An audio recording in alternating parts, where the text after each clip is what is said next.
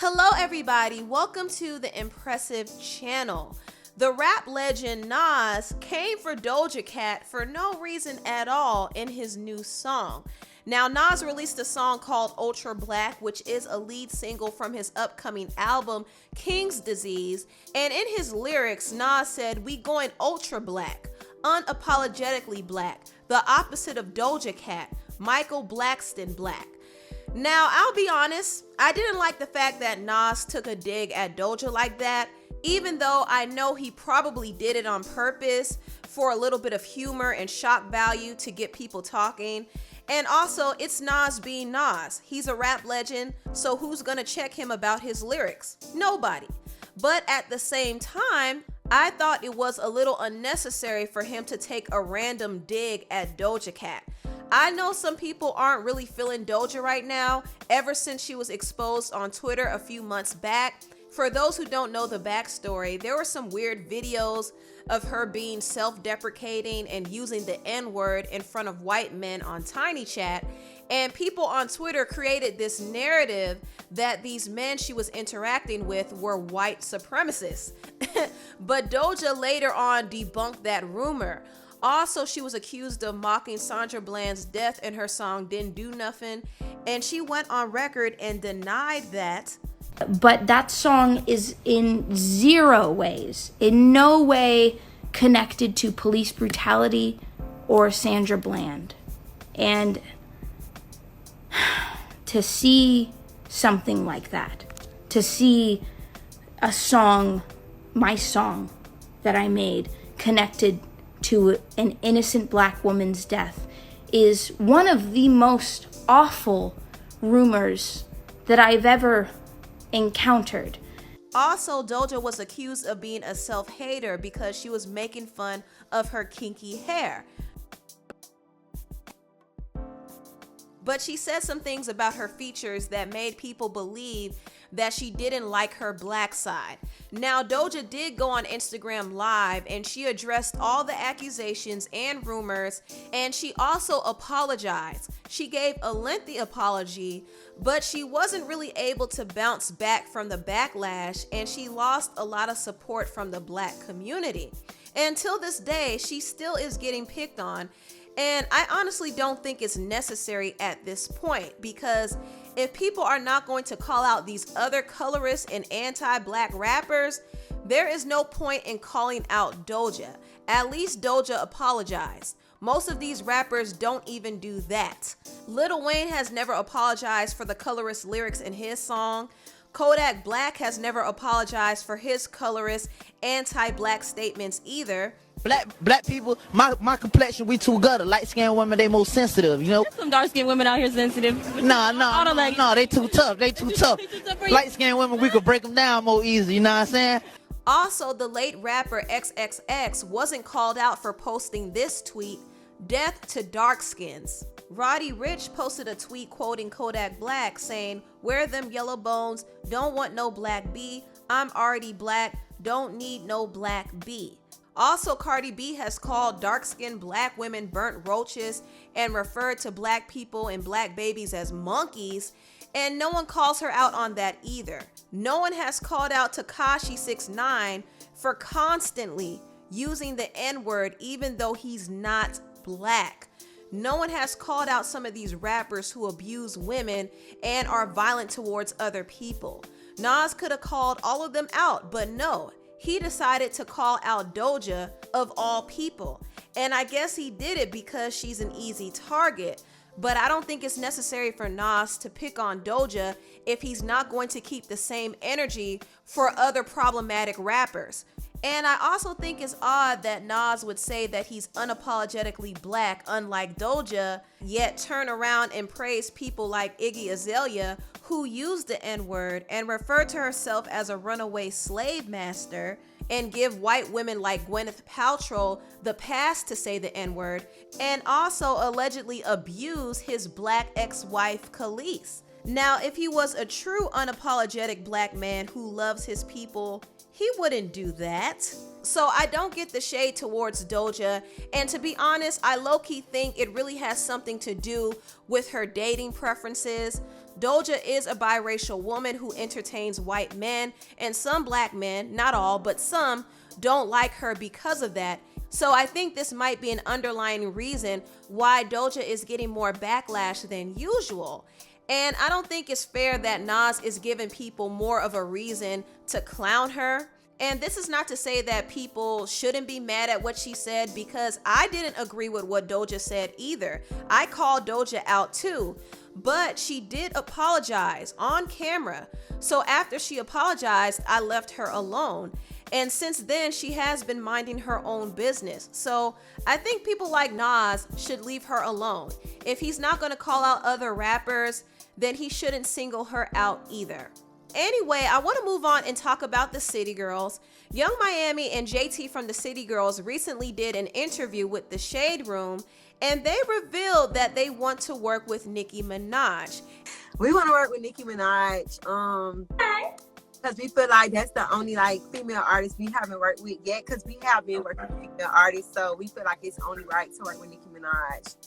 Now, some of Nicki's fans weren't really thrilled with the idea of Young Miami and JT working with Nicki Minaj because they both did shade Nicki in the past. Young Miami said that she was siding with Nicki's nemesis, Cardi B, and she sided with her because Cardi had an affiliation with her label, QC. Mm-hmm. So would you work with Nicki? I just rather stay away from that question. I don't want to get into that. But I am Team Cardi. City Girls is Team Cardi. Cardi support the City Girls. So you'd fight for Cardi, basically? Yeah, I love Cardi. I'm Team Barty. Also, JT shaded Nicki on Twitter before, and there was a video that leaked of her making a fake diss song to Nicki. I'm beefing with Nicki, but I ain't no f***ing Remy. I got that Remy in my house, and you know I got plenty. Nicki can't rip no f***ing beast. That ain't even in the tree. She been f***ing with me, but she got dropped like some grocery. But JT has been supporting Nicki ever since she was released from prison. She was also wearing clothes from her Fendi collection, and she was supporting and quoting lyrics from her song Yikes. And Nicki saw that and liked a tweet about it. Also, when Young Miami was questioned if she bought Nicki's song Move Your Hips, Young Miami said that she did buy the song. So JT and Young Miami have been playing nice and showing some support to Nicki, and I think they're doing this because they know that shading Nicki doesn't really do them any favors. There's no point in doing that.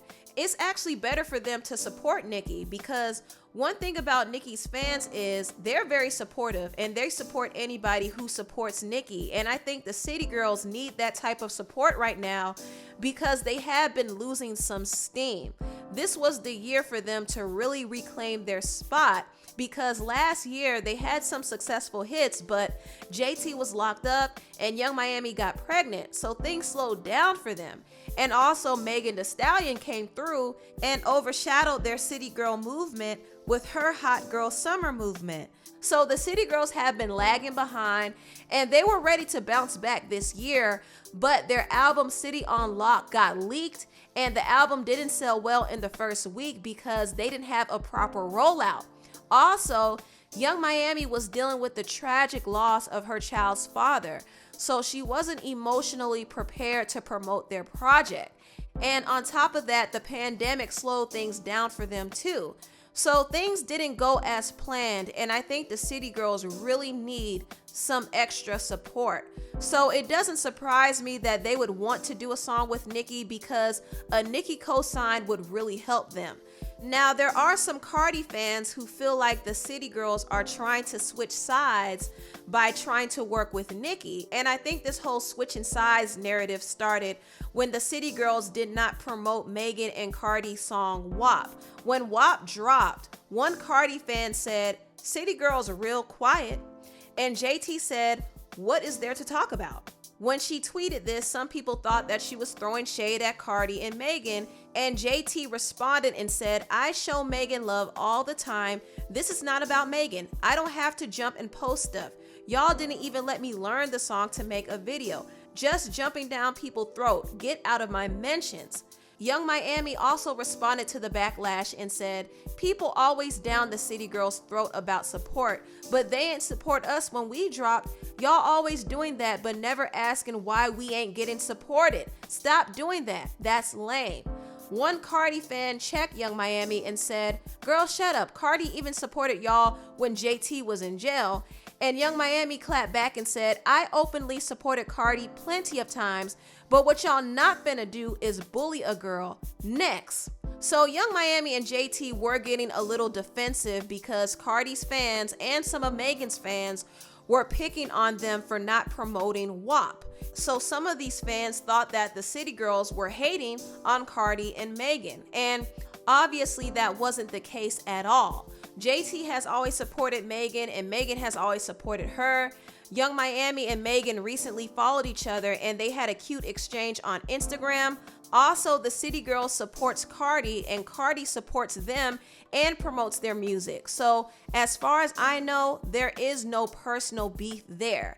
But I do believe that there might be some competitive energy going on and there might be some industry politics going on behind the scenes that are affecting the city girls, because JT did reveal on Instagram Live that some people in the industry were threatened by their group. It's just that, like, people, I swear to God, like, I just always want to tell people this, like, no matter how small y'all might think y'all are, the biggest person feel threatened by the smallest people, like, because they so afraid of what they think that you can do, so they always try to stop you. People be feeling threatened. They try to stop you. Like, even when they feel like they above you, people still out here to get you. Like, trust and believe that. And y'all gotta know that. Don't ever feel like, oh, just because you the smallest or then nobody not worrying about you. Trust me. They be feeling it. Because for a to go out their way, or a nigga or whoever did it, to leak our project, feeling when bitches was honestly saying the city girls was over, like, it be a lot of little flush going on. A lot of little flush be going on. And I be peeping. But I'm so player. I be just sitting back. And I just be like, I see you, bitch. I be seeing these. I be seeing these. And I be seeing how these bitches operate. And I be seeing these bitches ain't player. Player. You gotta just sit back and watch. See, me, I'm a real bitch. I just do me and get out the way. I'm just thankful to be here. I don't be with all of that fake competing shit. I don't be with that bitch. I support everybody because bitch, I'm just thankful to be here. But these hoes be feeling like they have to compete. So that be the main thing. Like, pipe down. It ain't that serious. Now, JT didn't mention any names, but you can take a guess on who she's talking about. There is definitely some competition and politics going on behind the scenes, and I think the city girls are feeling a little bit of that pressure. So they really need an ally right now, and it makes sense that they would want to collaborate with Nicki because Nicki's cosign would make a huge difference for them. But I don't think Nicki would collaborate with them. She definitely doesn't owe them a collaboration, but then again, you never know what can happen. Anyway, tell me what you all think about this video down below. Please like, comment, and subscribe, and share this video if you care. Thank you so much for watching, and I'll see you next time. Bye.